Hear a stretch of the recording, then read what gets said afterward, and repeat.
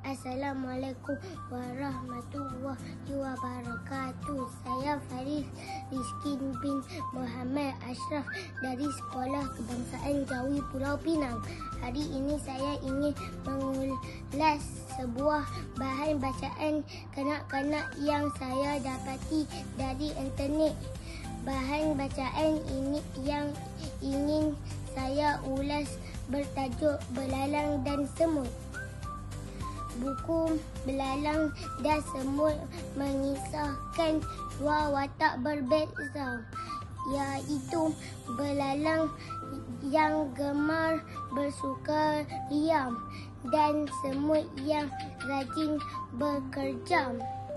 Sepanjang musim panas, semut bekerja keras mengumpul makanan dan membuat persediaan menghadapi musim sejuk. Sementara itu, belalang hanya bermain muzik dan menari sambil mentertawakan semut yang kelihatan sibuk. Belalang tidak mendengar nasihat semut supaya bersiap sedia sebelum musim sejuk tiba. Dia lebih suka berseronok. Apabila musim sejuk menjelma, belalang tidak mempunyai makanan atau tempat berlindung. Akhirnya dia terpaksa meminta bantuan daripada semut.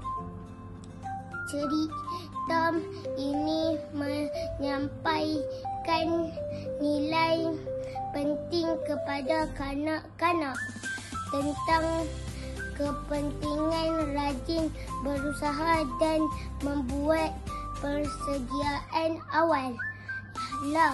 Ialah menunjukkan bahawa orang yang bekerja keras akan hidup aman dan bahagia, manakala mereka yang malas dan suka menangguh tidak akan menikmati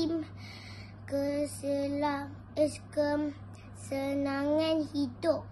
Sekian. Terima kasih.